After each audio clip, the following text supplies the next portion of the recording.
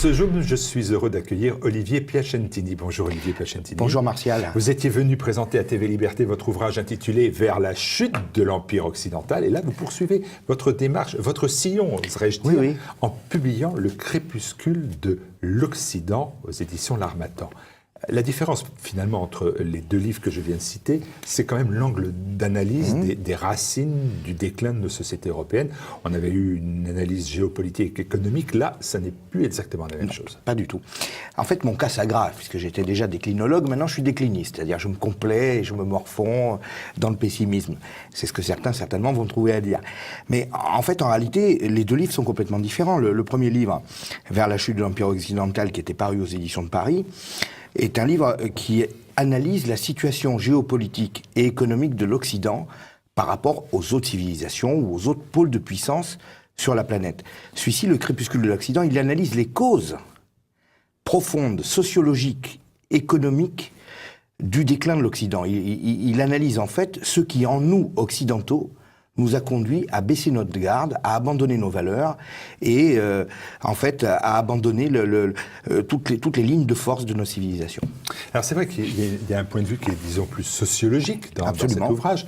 Pourtant, c'est toujours en économiste que vous pensez, que vous réfléchissez, quand vous évoquez par exemple, et c'est le fond et le cœur nucléaire finalement de l'ouvrage, la cause historique du déclin que vous annoncez, c'est la mise en place, dites-vous, de la politique keynésienne dès 1932 avec le New Deal. Mais alors, clairement, qu'est-ce que la politique keynésienne qui, rappelons-le quand même, bénéficie de nombreux défenseurs, enfin quasiment tous les économistes français.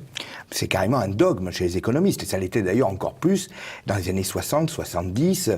Bon, mais nombreux économistes anglo-saxons, donc comme Friedman, sont revenus dessus, ou Hayek, mais en France, on est toujours resté sur ces politiques keynésiennes. Alors, des politiques keynésiennes, ce sont des politiques, en fait, qui engagent l'État à s'impliquer dans l'économie, y compris par le biais de déficits, pour soutenir l'activité économique en redistribuant et en injectant de la liquidité, soit au profit des particuliers, sous forme d'aide sociale, couverture et autres, soit même auprès des entreprises, avec des politiques de grands travaux, des politiques d'embauche directe. C'est un développement de la fonction publique et de l'intervention de l'État jusqu'en allant au déficit et en n'hésitant pas à s'endetter.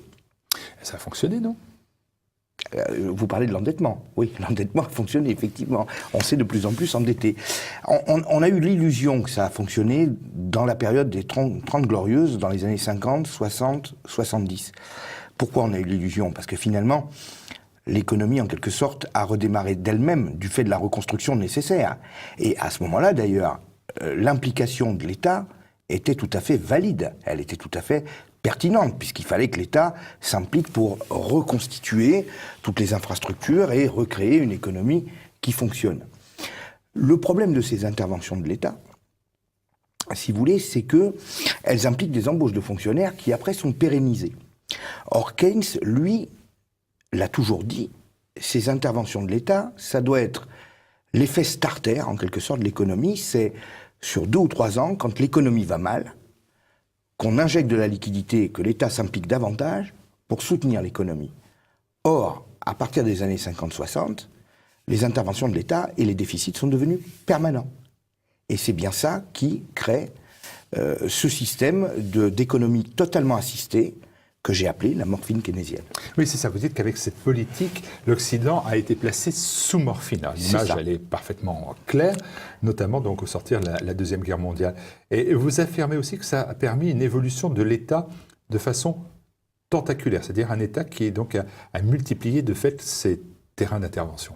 Absolument. En quoi c'est dangereux, là encore, que l'État s'occupe des plus faibles, que l'État s'occupe des plus fragiles, que l'État s'occupe du dynamisme de l'entreprise ? C'est dangereux sous plusieurs aspects. D'abord, ça crée des charges fixes de l'État qu'il faut bien arriver à couvrir financièrement.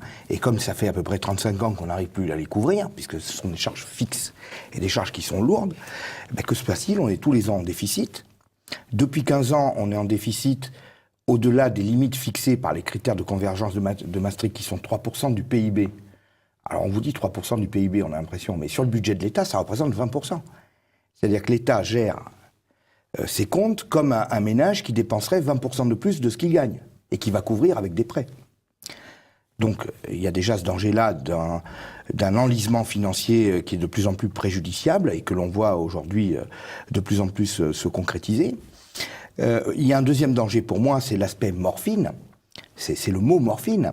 Ça déconnecte une grande partie de la population de la situation réelle de l'économie. C'est-à-dire qu'avec le système d'assistanat, avec le système de couverture, beaucoup de gens n'ont plus leur revenu ou leur situation personnelle qui est reliée avec la réalité de la conjoncture économique, la réalité des marchés. Et on se retrouve avec une proportion importante de la population qui ne comprend plus l'économie, qui est déconnectée de l'économie. Et ça rend notre économie moins compétitive, moins réactive, moins forte, moins impliquée au niveau de la concurrence internationale. Alors, est-ce que la notion d'État-providence, c'est presque un fake word, comme on dit maintenant, c'est-à-dire un mot mensonger, parce que quand on dit État-providence, la providence, ça veut dire quelque chose qui apporte, bien évidemment, du bon, du bien, et ça n'existe pas, les États-providence. Les États-providence, ça existe, ça apporte, si vous voulez, ça apporte à certaines catégories de population qui, sans cela, seraient en grande difficulté. Mais en même temps que ça apporte, ça crée un lien de dépendance. Ça crée, si vous voulez, d'autres comportements économiques. C'est-à-dire que il est bien évident que c'est des systèmes de redistribution qui fonctionnent par le biais, par exemple, de charges sociales qui pèsent sur l'entreprise, qui après sont redistribuées sous forme d'aide sociale.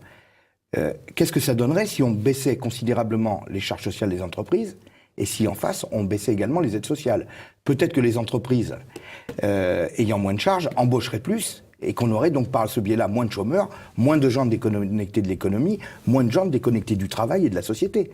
Donc on en devient dépendant, comme de la morphine, comme d'une drogue, mais peut-être qu'en fait, au final, les implications générales sur la société et l'économie sont plus négatives que positives. Alors, on comprend bien cette politique de désintoxication que vous voulez mener. Oui. On comprend bien la mise en place des États-providence. Alors, on comprend moins bien, et c'est quand même un bascule dans votre livre, on ne comprend pas bien en quoi cela joue sur l'évolution des mœurs et des mentalités en Occident.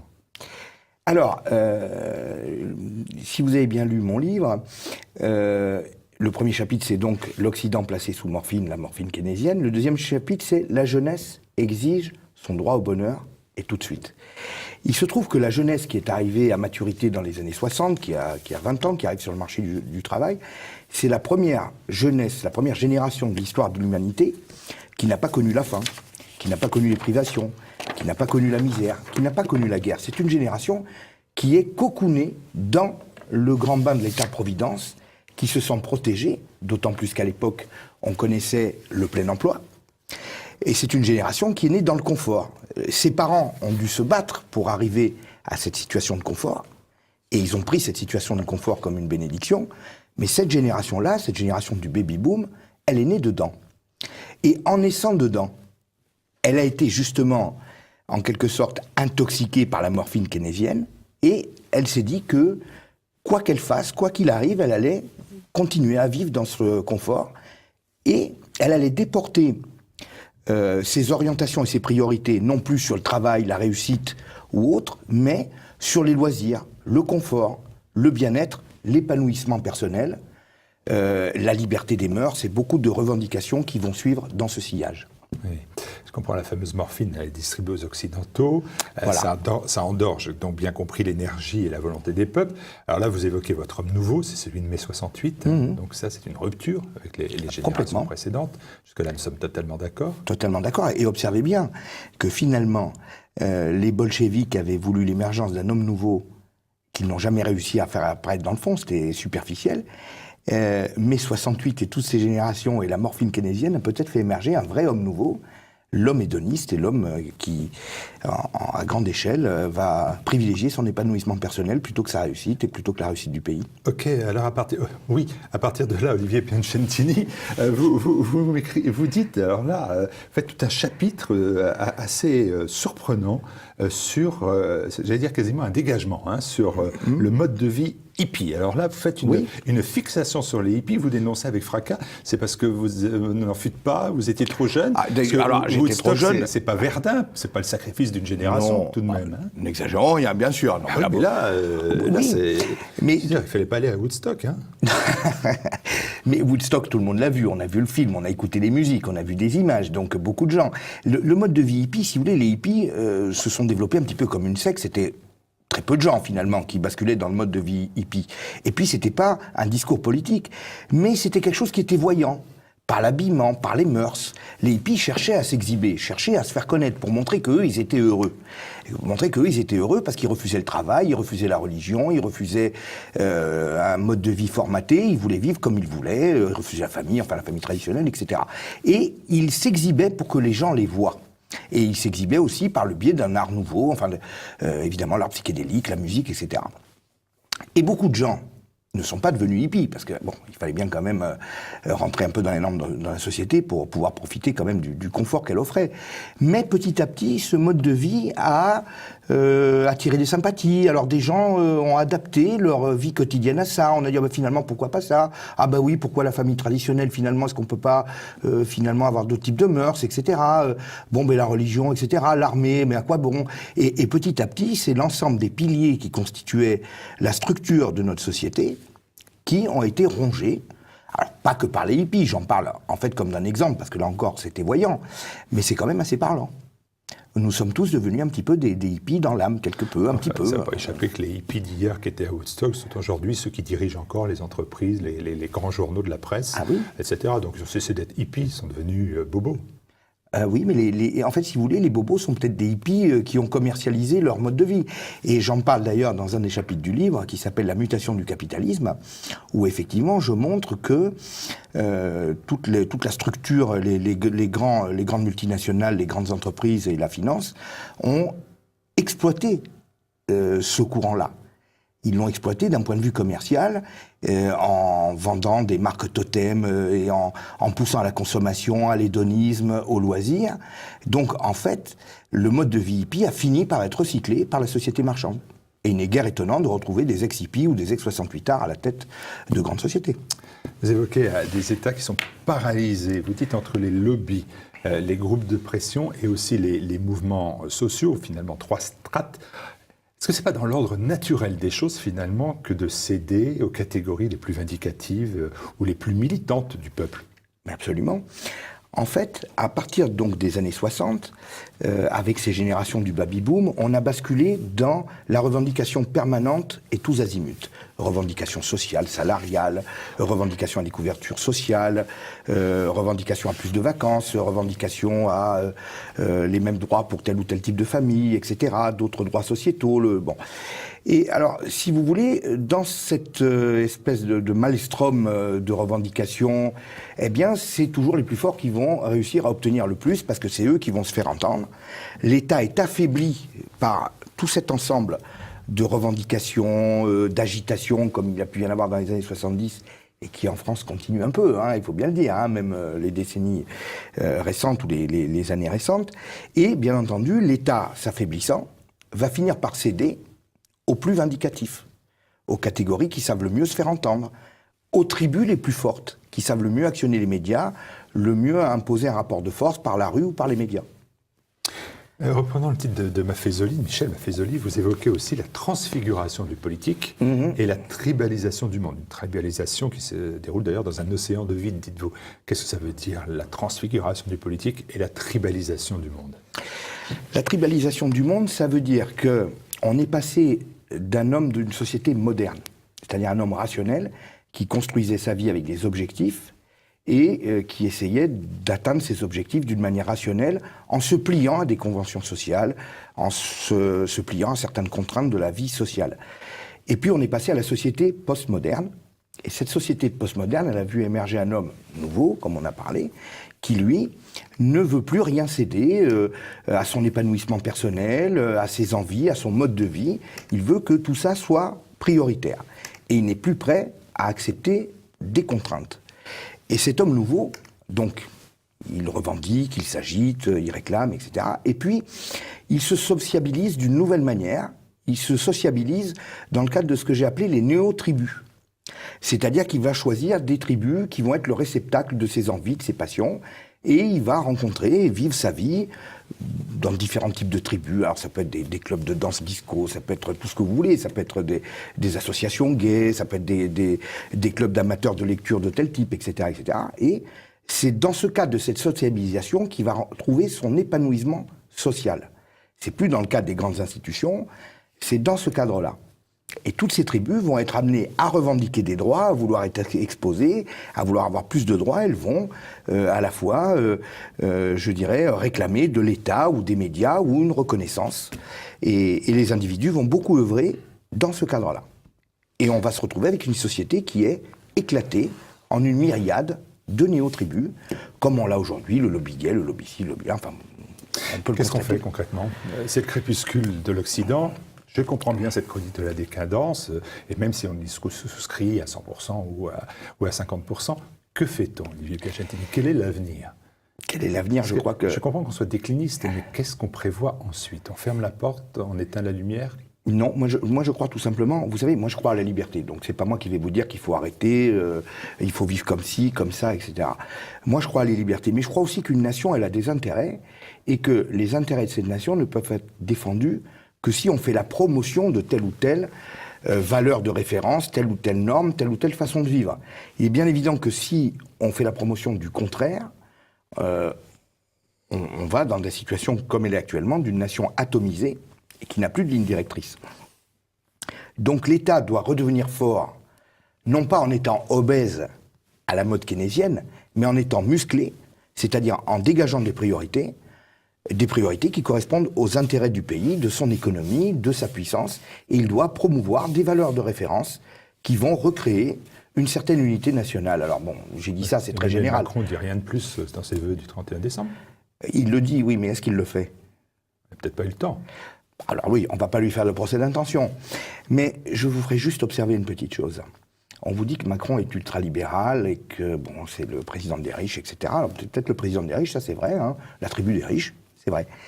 Mais pour moi, un libéral, c'est quelqu'un qui essaie de diminuer le poids de l'État. Surtout dans le cas d'un pays comme la France, où 60% de la richesse nationale est accaparée par l'État. On est un pays ultra-étatisé et non pas ultra-libéral. Et c'est pour ça que certains candidats à l'élection présidentielle avaient proposé une baisse des effectifs de la fonction publique, non pas parce qu'on est contre les fonctionnaires, mais parce qu'il est évident que la France est un pays qui est trop administré, qui est suradministré. Et Macron, en bon ultralibéral, aurait dû rejoindre ce type de thèse. Pas du tout. Pas du tout. Il ne fait rien pour diminuer les dépenses publiques, et donc pour diminuer la dette et les déficits. Donc, je pense qu'il passe à côté vraiment de l'essentiel qui permettrait à notre pays de retrouver une certaine puissance et une prospérité économique. Alors, est-ce qu'il n'y a pas un mal qui aurait un rôle de révélateur? J'entends par là que dans notre société de consommation, que vous définissez aisément comme hédoniste, relativiste, apparaît depuis quelques années un lieu de confrontation nouveau, c'est celui de l'islamisme radical. Est-ce que finalement ça ne peut pas, un mal amenant un bien, réveiller les consciences ou éveiller les consciences? Alors, au niveau de l'islamisme radical, je vais en reparler déjà dans un premier temps, en termes de ce que j'ai dit, la tribalisation. Je vous ai parlé tout à l'heure des néo-tribus, qui sont les tribus choisies par l'homme postmoderne, qui a une très grande liberté, qui a envie d'être dans telle ou telle tribu, et puis d'en changer peut-être au bout de 2 ou 3 ans. Et puis, dans la situation actuelle, il y a une réapparition extraordinaire, c'est celle des tribus à l'ancienne. Et ces tribus à l'ancienne, elles apparaissent avec les populations immigrées, et les ghettos qui ont été constitués sur le territoire de populations immigrées, qui recréent une forme de tribalisme à l'ancienne, c'est-à-dire un tribalisme de groupes constitués, et qui imposent leurs règles à toutes sortes d'individus, dont l'islam radical et l'islam font partie. Donc l'islam est aujourd'hui une des tribus, entre guillemets, hein, je veux pas, et une des tribus qui est présente sur le territoire national et qui revendique et qui réclame. Et effectivement, c'est une tribu qui fait peur. Elle fait peur parce qu'elle est si vous voulez, ex nihilo, elle a été importée, en quelque sorte, sur le territoire. Elle fait peur, elle génère beaucoup d'incompréhension. Et c'est vrai que j'observe que, face à cela, depuis 2 ou 3 ans, on a une certaine remontée, si vous voulez... Des intellectuels, par exemple. Oui, des intellectuels, oui, qui prennent conscience de ça. Il y a une remontée aussi de la religion chrétienne, parce qu'on se dit que cette religion qu'on avait un peu laissée sur le côté, ou bon, qui nous apparaissait un petit peu sécularisée, ou pour lequel on n'était pas vraiment accro, ben on se dit que finalement c'est une valeur qui est en nous, et que si on ne la défend pas, si on ne la promeut pas, on pourrait, si vous voulez, être totalement évincé par cette autre religion qui est présente sur le territoire, et qui se manifeste et qui est visible, elle aussi. Et qui conquiert, entre guillemets, des parts de marché, si j'ose dire, de par sa visibilité, de par le fait que